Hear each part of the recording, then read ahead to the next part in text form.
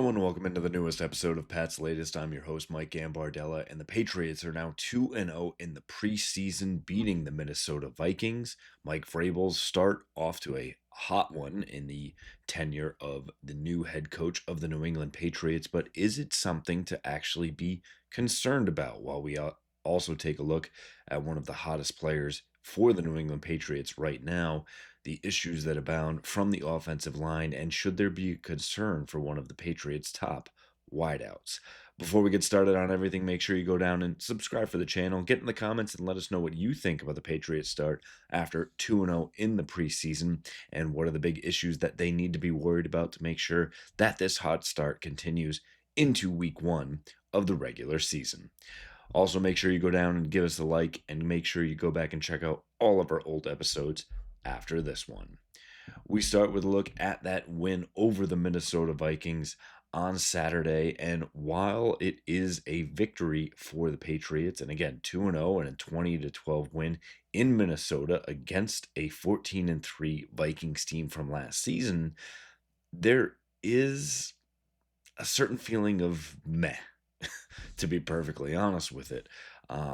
It was the Patriots ones going out there against the Vikings backups. The Vikings did not play their starters in this game. So to see the Patriots not kind of come out and absolutely assert themselves, there were times where they seemed off kilter. They weren't connected. Drake May wasn't hitting on everything. The offensive line seemed out of sorts. There was just not that urgency that you would like to see. And again, this is a young team. This is an offensive line that's still figuring out its identity. This is a wide receiving core missing its top option in Stefon Diggs, a tight end core missing its top option in Hunter Henry, a running back room that didn't have Ramondre Stevenson. So while top players and starters not out there, again, it is disappointing to just not see the Patriots continue to put forth a strong effort. And they were disjointed. They were able to move the ball, made mistakes. Again, this is to be expected, but it is a little disappointing not to see them kind of come out and say, here are our ones, those are your twos. It doesn't matter what level you're at. If maybe the Eagles and maybe the Chiefs, outside of those two teams, your twos should be very beyond whatever you're putting out there. And the fact that it wasn't makes you wonder a little bit. And again, I think beyond not seeing the ones be able to run over that, again, you look at players and starters from last year, Kyle Duggar and Anthony Jennings, guys that we know are on the cut line playing into the fourth quarter, and guys that, have fairly high caps numbers as well. So you're not going to gain anything really by cutting them. You're hopefully going to pump up some of that trade value, but again, it's tough to kind of see how this is unfolding. And also for Drake May, 4-7, 46 yards, not anything to write home about. The defense, again, going up against backup quarterback Sam Howell, just didn't have the performance that you would like to see. Again, it is week 2 of the NFL preseason. Everybody's kind of pushing things along to try and figure it out. Again, disappointing at the end. It is a win. You get to see a little bit more from your team. Mike Vrabel knows more about him. He has a ton of coaching points going into week 3. But again, we're getting closer to week 1. The Raiders game is coming up quickly here. And again, we just want to see some more development coming from that, especially after week 1 where you're scoring 40 points to go down to 20. It is a little bit of a shell shock. But again, seeing Travion Henderson do it with the ball, doing it out of the backfield and rushing for a touchdown, there are some positives here. And a big one that we want to focus on is the Efton Chism hype train. And the Efton Chism, I think, at this point is earned. 10 catches, 120 yards, touchdown. This guy has just been doing it all. And against the Vikings, 6 catches, 71 yards, and that touchdown. I think Efton Chism has absolutely established himself as a member of this team. And not just that, he has, in my opinion, jumped the wide receiver rankings as well. Coming in to this game, I had said that I think the Patriots will carry 7 wide receivers, and he would be that seventh. I think after this game, Efton Chism absolutely is now the sixth wide receiver on this team, and they may not need to carry 7 wide receivers at this point. I think if you look at the depth chart, you have Stefon Diggs, Pop Douglas, and Kayshon Boutte slash Mac Hollins. However, that's going to shake out one way or the other. That leaves 2 other wide receivers, and one of them absolutely is Kyle Williams, kind of backing up that Stefon Diggs or Kayshon Boutte spot with Mac Hollins and Stefon Diggs positionally kind of figuring it out. And then looking at the slot wide receiver, Pop Douglas could actually be one of the featured wide receivers for this team and should be, rightly so.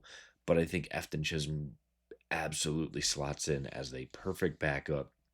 A guy that is going to stick his nose in there is exactly what Josh McDaniels is looking for. And he has solidified himself as just a flat out football player. He is a guy that wants to get in there. He's going to be shifty. He's going to run great routes. He's going to get himself open, and he's not going to shy away from contact. And that is exactly what the New England Patriots way used to be. And it's great to see that coming back a little bit here for them as well. Unfortunately, looking at another rookie on the offensive line that didn't see his day go the right way. Rookie Jared Wilson, the center drafted in the third round from Georgia, actually ascended to the top line at the left guard spot, was unfortunately demoted, pushed back to the second team, had some injuries throughout the week, and thought he might not actually play, as Ben Brown actually got the start at left guard and looked pretty solid throughout his time there, especially for a center's having to shift over to left guard, which we just saw with Jared Wilson. But again, mildly surprising to see a veteran do that. As Mike Vrabel and Doug Marrone continue to play mix and match and figure out what their best line composition will look like. Will Campbell, to his credit, looked absolutely phenomenal in a couple series out there. Ben Brown looks strong. Garrett Bradbury going up against his old team in the Vikings. Mike Onwenu has been the one constant at right guard, and Morgan Moses sat out that game. And Marcus Bryant, the 7th round rookie out of Missouri, started at right tackle. And again, I think looking at 5 guys plus Wilson, looking at Morgan Moses as well. You've got now 7 on your line, and looking at what the rest of it could look like. And I think Demontre Jacobs as that additional backup tackle probably gets the nod. And Caden Wallace, while he has operated mostly with that second unit, has enough of a pedigree from last year coming in the 3rd round from Penn State to continue his portion on this line as well. So that's 9 guys. And Cole Strange is the 1st rounder who has seemingly lost his starting spot. And again, talking about Duggar and talking about Jennings kind of falls in that same boat of you're not going to save a ton of money by cutting this guy. There isn't a ton of trade value. So at least versatility wise, a guy who's played center, a guy who's played guard, in a pinch, could he play right tackle? I think that there's enough there to say yes. That's probably the 9 or 10 guys who are going to come up on your line.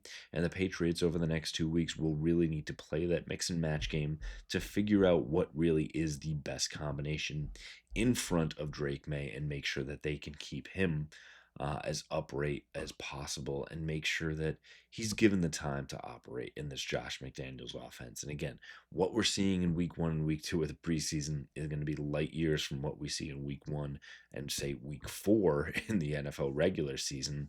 But again, it is very important that the Patriots figure out what their starting group is and who the top backups are so they can have that continuity in front of Drake May.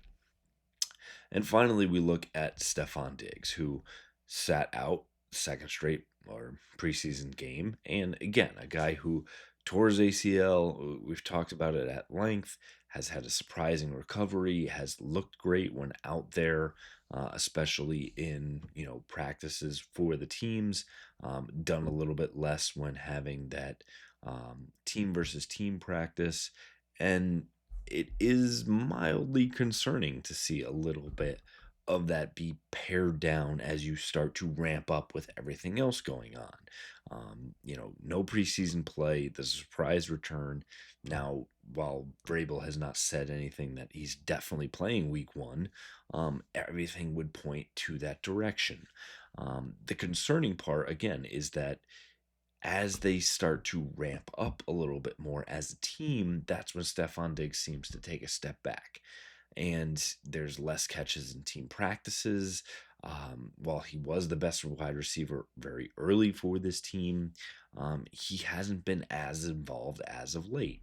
Now, is that a byproduct of just saying, look, we want to get the guys who are going to be out there in the preseason games or in the team versus team sessions? Or is this something to actually be a little bit more concerned about? He really just has not been involved as much and has not done as much in the 11 versus 11 situations. And that is the most important. The 7-on-7s, when you kind of take the line out of the equation and you're really just going through skeleton drills, yeah, it looks great. Runs the routes and gets open. The 11-on-11 is the true practice. He's not as involved. And again, I think that is a very much a part of playing it safe, of not exposing a guy to undue hits, especially one that you just paid $30 million a year, that is over the age of 30, that is coming off an ACL tear.